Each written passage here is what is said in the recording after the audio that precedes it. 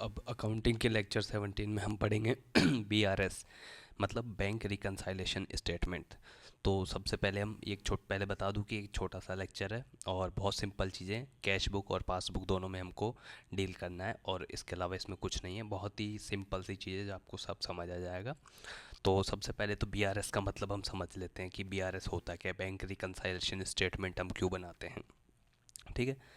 तो देखो, हम अपने बिजनेस में क्या करते हैं, सबसे पहले एक कैश बुक मेंटेन करते हैं। क्या करते हैं? कैश बुक मेंटेन करते हैं। हमारे पास कुछ कैश है और बैंक में भी कुछ कैश है, जिसको हमको देखना होता है कि हमारे पास कितना कैश है, कितना बैंक में है। ये सब चीज़ें बिजनेस में हमको मेंटेन करनी होती है। तो हमारे पास तो कैश बुक रहेगी, और जो बैंक में रहेगी वो क्या रहेगी, बैंक पासबुक रहेगी। तो मैं इसको पासबुक ही लिख देता हूँ। पासबुक रहेगी, एक तो कैश बुक रहेगी, एक पासबुक रहेगी। तो जिसमें कैश के साथ साथ बैंक कॉलम भी होता है, किसमें, कैश बुक में हम बनाते हैं कि हमारे बैंक में कितना पैसा है, कितना नहीं है। बैंक भी अपनी तरफ से एक रिकॉर्ड रखता है, जिसको क्या कहते हैं, पासबुक कहते हैं, बैंक स्टेटमेंट कहते हैं। अब नॉर्मली क्या होता है, दोनों के इसके बैलेंस क्या सेम होने चाहिए हमारे पास, कि हमारे पास जितना कैश बुक में हमने लिखा हुआ है और हमारे बैंक पासबुक में है वो सब सेम होना चाहिए। लेकिन अक्सर क्या होता है, डिफरेंस आते हैं। डिफरेंस क्यों आते हैं वो हमको देखना है। इस लेक्चर में हम देखेंगे कि डिफरेंस किस किस वजह से आते हैं, फिर हमको क्या करना होता है। क्योंकि कुछ चीज़ें हमारे हम रिकॉर्ड कर ली होती है, लेकिन बैंक में अभी तक कोई नहीं करते, या फिर कुछ चीज़ें बैंक में रिकॉर्ड हो जाती है लेकिन हम अपनी कैश बुक में नहीं कर पाते। तो दोनों के बीच में जो डिफरेंस आता है उसको रिकंसाइल करने के लिए हम एक स्टेटमेंट बनाते हैं, जिसको कहते हैं बीआरएस। उस स्टेटमेंट को कहते हैं बैंक रिकंसाइलेशन स्टेटमेंट। ये क्या है, ये एक स्टेटमेंट है, ये एक स्टेटमेंट बनाते हैं हम। तो इसका पर्पज़ क्या है, बनाते क्यों हैं? क्योंकि बीआरएस बनाने के लिए मेन रीजंस ये होते हैं कि हमारे पास कुछ डिफरेंसेस आते हैं, इसलिए हम उनको सही करने के लिए बीआरएस बनाते हैं। ठीक है। तो ये बीआरएस में कौन कौन से रीजंस होते हैं जिसकी वजह से वो डिफरेंस आते हैं, वो देखते हैं एक एक करके। तो पहले तो इसके पर्पज़ देखते हैं कि इसके पर्पज़ क्या होते हैं, बीआरएस बनाने के पर्पज़ क्या क्या होते हैं। तो पहला पर्पज़ तो क्या होगा हमारा, कि एरर होगी कुछ, एरर, या फिर कह दो हम ओमिशन कह दो, ओमिशन। इसको डिटेक्ट करने के लिए हम बनाते हैं बीआरएस। पेन की फ़ॉन्ट थोड़ी कम कर दी जाए, थिकनेस, ठीक है।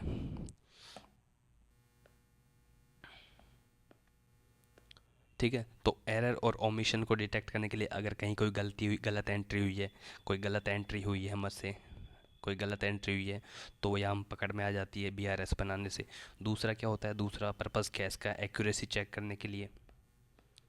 एक्यूरेसी चेक करने के लिए होती है कि हमारा कैश बुक, जो हमारा सीबी है, कैश बुक है, और बैंक पासबुक है, वो सेम है या नहीं। और तीसरा कुछ हम बिजनेस में चेक्स भी यूज़ करते हैं, जैसे अनक्लियर चेक्स हो गए, कि हमारे पास जो चेक्स आए थे वो, या हमने दिए थे वो, कितने अनक्लियर चेक्स है, उनको देखने के लिए। फोर्थ हम देखें तो कोई फ्रॉड है, फ्रॉड हो रहा है या मिस अप्रोप्रिएशन ऑफ फंड्स हो रहा है, उसका हम डिटेक्ट कर पाते हैं इससे। पांचवा करें तो एक्चुअल बैलेंस, जो सबसे इम्पोर्टेंट है, actual actual bank balance check करने के लिए, कि हमारे बिजनेस में हमारे बैंक बैलेंस कितना है हमारे पास। तो कैश बुक और पासबुक का डिफरेंस देखते हैं अब यहाँ एक छोटा सा कन्फ्यूजन ये होता है कि कैश बुक और पासबुक दोनों में एंट्री अपोजिट होती है। पहले तो उस चीज़ को समझते हैं कि जो हमारी कैश बुक होती है, तो उसमें से या तो पैसा आउट हो रहा है या पैसा इन हो रहा है। मतलब जब बैंक में पैसा जाता है तो हम क्या करते हैं, डेबिट करते हैं।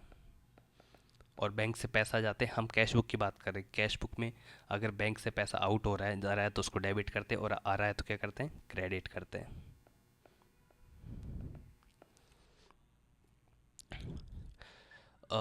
सॉरी, उल्टा हो गया ये, एक बार मिस्टेक हो गई। कि जब हम कैश बुक में लिखते हैं तो हमारे बैंक में अगर पैसा जा रहा है, इन हो रहा है, तो हम उसको क्या करेंगे, डेबिट करेंगे, और आउट हो रहा है तो क्रेडिट करेंगे। लेकिन बैंक पासबुक में क्या होता है, पासबुक में जब हमारे बैंक से पैसा जा रहा है तो उसको क्या करते हैं, डेबिट करते हैं बैंक वाले, और पैसा आ रहा है तो उसको क्या करते हैं, क्रेडिट करते हैं। अब ये फंडा क्यों है वो हम समझते हैं। देखो, बैंक को आप एक बिजनेस एंटिटी की तरह देखो, कि बैंक खुद को एक बिजनेस की तरह देख रहा है, तो वो कैसे करेगा, वही क्लियर वाला रूल हमारा, क्लियर वाला रूल कि एक तरफ या तो इंक्रीज हो रहा है या डिक्रीज हो रहा है। मैंने आपको बताया था ईओ एक्सपेंस, और जो हमारे एसेट पड़ते हैं तो हम क्या करते हैं, डेबिट करते हैं, और कम होते हैं तो क्रेडिट करते हैं। बाकी सबको हम इसमें क्या करते हैं, डेबिट क्रेडिट करते हैं, सॉरी, इसमें भी क्रेडिट करते हैं और इसमें डेबिट करते हैं बाकी को, और इसको डेबिट करते हैं। अब बैंक के नज़रिए से देखो आप, बैंक में आपका पैसा गया बैंक में, तो उसके लिए क्या लाइबिलिटी है, ठीक है, बैंक के लिए लाइबिलिटी है। अब बैंक में आपका पैसा जा रहा है तो उसका लाइबिलिटी बढ़ रही है, तो इस वजह से बैंक क्या करता है, उसको क्रेडिट करता है। और दूसरा, हमारे पॉइंट ऑफ व्यू से देखें हम, तो कैश क्या है हमारे लिए, कैश क्या है हमारे लिए, एसेट है, ठीक है। जब एसेट बढ़ रहा है तो अब इन हो रहा है, एसेट हमारा बढ़ रहा है तो उसको हम डेबिट कर रहे हैं, तो ये इसलिए यहाँ डेबिट करते हैं। तो दोनों का या ध्यान रखिएगा, कैश बुक में और पासबुक में इसलिए अलग अलग होता है, क्रेडिट और डेबिट। और बैंक में अगर कोई पैसा जा रहा है तो उसको क्या करते हैं, क्रेडिट करते हैं, और बैंक से कोई पैसा निकल रहा है तो उसको डेबिट कर देते हैं, ठीक है। इतना आपको क्लियर समझ में आ गया होगा। अब देखिए, डिफरेंसेस आते हैं कि कैश बुक में और जो आपकी पासबुक है उसमें जो डिफरेंसेस आते हैं, जो सेम नहीं होते, वो किन किन वजह से होते हैं, तो एक एक करके देखते हैं। ये इस लेक्चर में हमको देखना है, और उनको हम उनको हम ठीक करेंगे, मतलब रेक्टिफाई करेंगे उसको। तो एक पहला केस देखेंगे हम, ए केस, कि हमने कोई चेक इशू किया, check issued but not cleared, या फिर नॉट प्रेजेंटेड।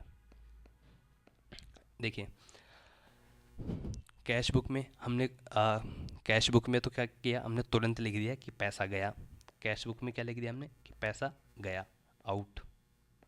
लेकिन जो सामने हमने जिसको कैश वो चेक दिया था उसने प्रेजेंट ही नहीं किया, तो वो इस केस में क्या होगा, हम उस हमारे अकाउंट से पैसा कटेगा ही नहीं। तो कैश बुक का जो बैलेंस है और जो हमारी पासबुक का बैलेंस है, वो सेम नहीं रहेगा। इस केस में क्या रहेगा कि हमारी पासबुक में तो पैसा ज़्यादा रहेगा, लेकिन कैश बुक में पैसा कम हो जाएगा, क्योंकि हमने वहाँ से उसको पहले ही डेबिट कर दिया है, या फिर हमने पैसा कम कर दिया है हमारी कैश बुक से। जब हम बैंक पासबुक चेक करेंगे तो उसमें हमारा ये पैसा हमको मिलेगा, तो इस केस में हम क्या करेंगे, कैश बुक में वापस पैसा प्लस कर देंगे या ऐड कर देंगे, कि हमारा ये पैसा ये गया नहीं है। पहली चीज़ तो ये होगा। जैसे एग्जांपल के लिए देखें हम, कि भाई आपने 5,000 रुपये का चेक इशू किया और अभी प्रेजेंट नहीं हुआ, वो नॉट प्रेजेंटेड, तो बीआरएस बनाते टाइम 5,000 हम इसमें ऐड करेंगे हमारी कैश बुक में, कि भाई वो जो पैसा था वो हमारे अकाउंट से नहीं कटा है। दूसरा, बी केस देखेंगे कि चेक डिपॉजिटेड। अब हमको मिला कहीं से check deposited but not collected, दूसरा केस ही हो जाएगा कि भाई हमको किसी ने चेक दिया, तो जैसे ही चेक दिया हमने बैंक में डाल दिया, उसको बैंक में डाला और हमने हमारी कैश बुक में एंट्री कर दी कि हमारी बैंक कैश बुक में पैसे ऐड हो गए, ज़्यादा कर दिए हमने, क्योंकि हमने बैंक में चेक जमा करा दिया। अब वहाँ पे क्या हुआ कि किसी भी वजह से वो चेक था वो क्लियर नहीं हुआ, तो हमारी पासबुक में क्या रहेगा, पैसा वही रहेगा जो था। तो इस केस में जो कैश बुक का पैसा है वो ज़्यादा हो जाएगा पासबुक से।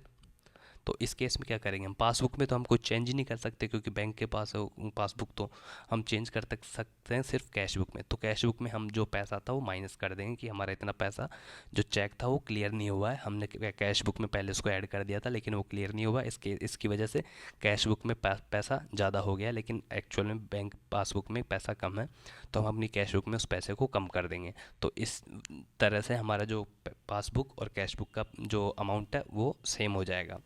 तीसरा, देखो, एक रीज़न ये होता है कि बैंक है कोई वो कुछ चार्ज लगा देता है, जैसे एटीएम चार्ज हो गया, कुछ विड्रॉल चार्ज हो गए, जैसे कि हम देखते हैं 3 बार से ज़्यादा किसी एटीएम से ज़्यादा दूसरे बैंक के एटीएम से ट्रांजेक्शन कर लेते हैं तो पैसे कट जाते हैं। उनका हमको पता नहीं था कि हमने कर लिया उसको ट्रांजेक्शन और वो पैसा कट गया, चार्ज हो गया, कोई कमीशन हो गया बैंक का,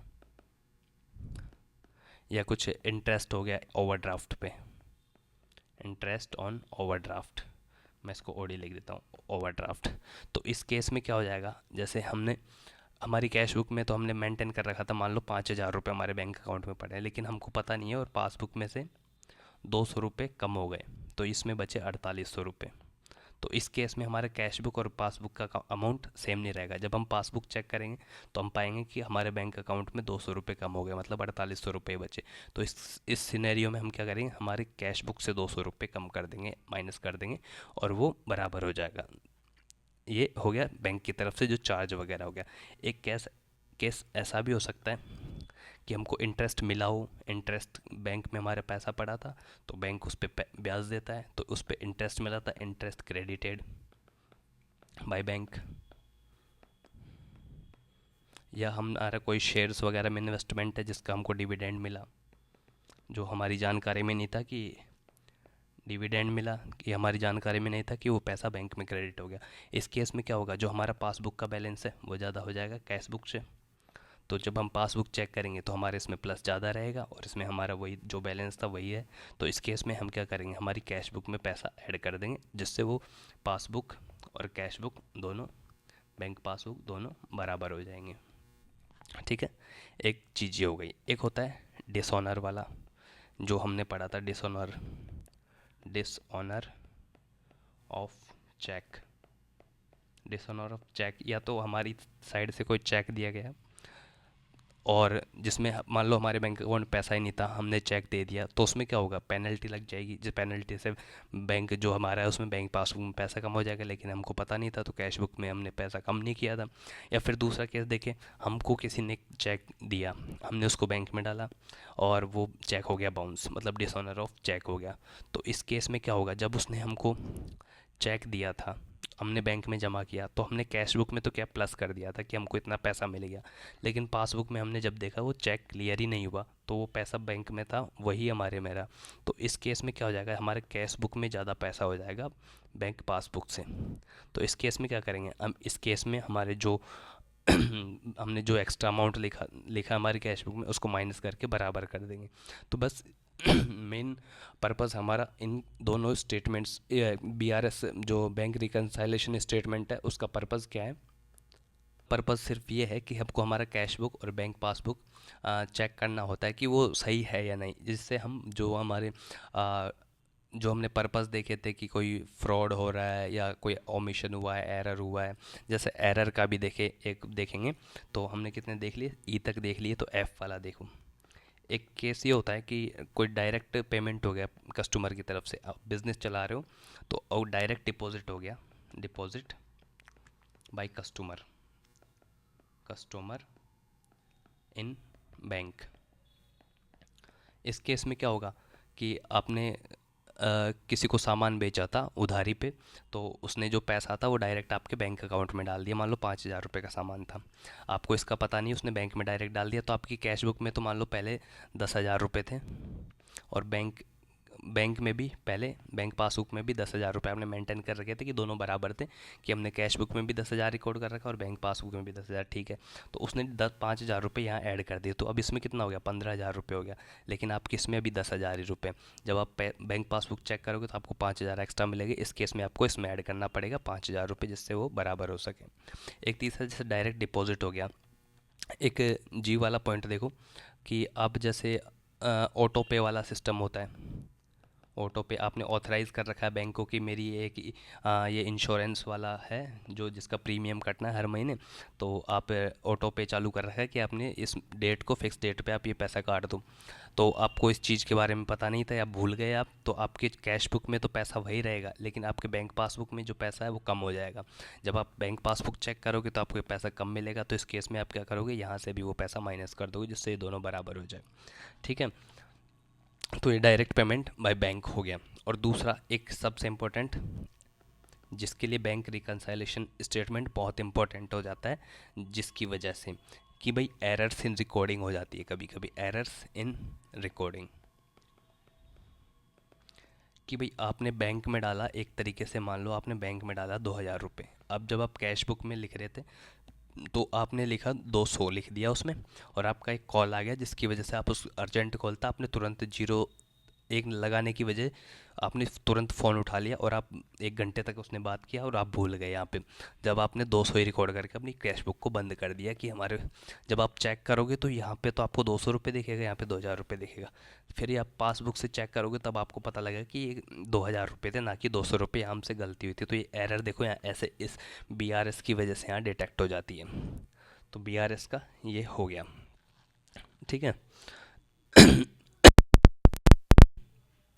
तो इतना ही था इसमें। और अब इसके एडवांटेज क्या है, advantage of BRS, advantages of BRS।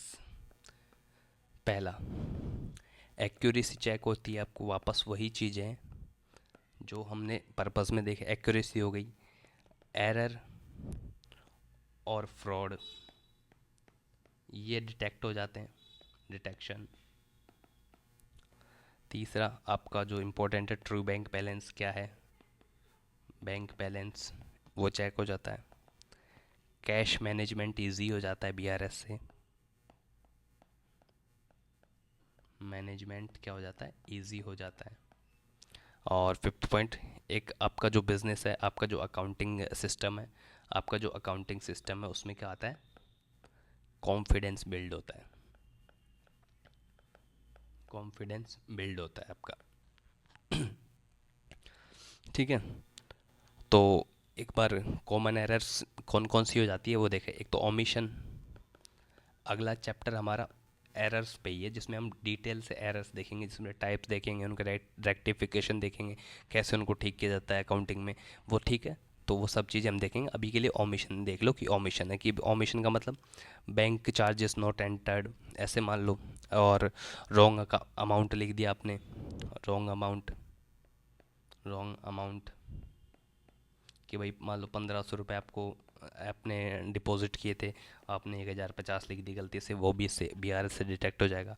Reversal हो जाता है एक, रिवर्सल कि जो पैसा आपने कहीं भेजा था वो वापस क्रेडिट क्रेडिट बैक हो जाता है, credit back to your account. इस केस में क्या होता है, आपने अपनी कैश बुक में से तो पैसा माइनस कर दिया और बैंक आपको लगा कि आपका पेमेंट हो गया वहाँ से, लेकिन वो पेमेंट वापस आपके बैंक में आ गया और आपकी पासबुक में सेम बैलेंस वही है जो था। तो इस केस में भी BRS आपका इजी रहेगा, मतलब फेवरेबल रहेगा, जिससे आप एरर को डिटेक्ट कर पाओगे। डबल एंट्री हो जाती है, डबल एंट्री कि आपने 1,000 रुपये ऐड किए थे आपने बैंक में, पास बैंक में डाले थे और आपने 1,000 रुपये को 2 बार लिख दिया मान लो, उससे भी आपको डिटेक्ट हो जाएगा ये सब, ठीक है। तो BRS में इतना ही सब था हमारे लिए, और कुछ ज़्यादा इसमें है नहीं। थोड़ा सा फॉर्मेट देख लेते हैं कि फॉर्मेट कैसा होता है इसका। फॉर्मेट में कुछ नहीं होता है, यहाँ पे पार्टिकुलर्स लिखे होते हैं, अपनी सहूलियत के हिसाब से कैसे भी बनाया जा सकता है। यहाँ पे अमाउंट लिखा होता है, अमाउंट कि bank balance, sorry balance, balance as per cash book, मान लो 10,000 था। दूसरा यहाँ पे ऐड करेंगे आप, कभी कोई चेक था वो इशू हुआ था बट नॉट क्रेडिटेड या प्रेजेंटेड, ठीक है। तो ये कोई फिक्स नहीं है BRS का, कोई आपको ऐसे ही बनाना है, आप अपनी इच्छा से कैसे भी उसको बनाया जा सकता है। कि भाई बस आपको ये चीज़ करनी है कि कब उसको ऐड करना है कैश बुक में और कब उसको लेस करना है। जैसे एग्जांपल के लिए payment by bank, payment by bank, किसी इंश्योरेंस या EMI के लिए ऑटो पे चालू था, बैंक ने पेमेंट कर दिया। इस केस में क्या होगा, आपको अपनी कैश बुक में से, आपकी कैश बुक में से माइनस करना पड़ेगा, मतलब लेस करना पड़ेगा, जिससे आपका बैंक कैश बुक का अमाउंट और पासबुक का जो अमाउंट है वो बराबर हो सके। दूसरा केस, आपने चेक इशू किया लेकिन वो क्लियर नहीं हुआ। जब आपने चेक इशू किया तो अपनी कैश बुक में से तो आपने माइनस कर दिया था, लेकिन आपके बैंक अकाउंट में से वो पैसा कटा ही नहीं था। तो इस केस में आपको क्या करना पड़ेगा, वापस कैश बुक में पैसे ऐड करने पड़ेगा। तो आपको थोड़ी कॉमन सेंस वाली चीज़ है ये तो, कि कहाँ पे आपको पैसा बैंक कैश बुक में ऐड करना है और कहाँ लेस करना है, बस इसी टॉपिक का मकसद यही है। और दूसरी सबसे इम्पोर्टेंट चीज़ कि आपसे डायरेक्ट ये पूछा जा सकता है कि कौन कौन से केसेस में बीआरएस बनाने की ज़रूरत पड़ सकती है। जो मैंने आपको इतने ये 6 केस बता दिए कि डायरेक्ट डिपॉजिट बाय कस्टमर हो गया बैंक में, और आपका एक ये हो गया कि डिसऑनर ऑफ चेक हो गया, आपका एक इंटरेस्ट क्रेडिटेड बाय बैंक, आपका डायरेक्ट बैंक अकाउंट में पैसा आ गया कोई इंटरेस्ट का या डिविडेंड का, और बैंक की तरफ से अगर कोई चार्ज काट लिया, कमीशन काट लिया, इंटरेस्ट ऑन ओवरड्राफ्ट हो गया, उस केस में भी आपको पास आपके वहाँ से पैसा कट गया आपकी कैश बुक में से, आपको उसको माइनस करना पड़ेगा। और चेक डिपॉजिट हुआ था नॉट कलेक्टेड, इस केस में आपको अपनी कैश बुक में चेंज करना पड़ेगा।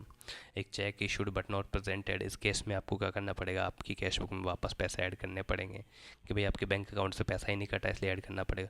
तो सेम बस यही चीज़ है। और थोड़ा डेबिट क्रेडिट का ये चीज़ याद रखना जो आपको क्लियर के रूल से हमेशा याद रहेगा, जितनी मैं उम्मीद करता हूँ अपने पुराने लेक्चर देखे होंगे तो आपको, कि डेबिट और क्रेडिट कैसे होता है।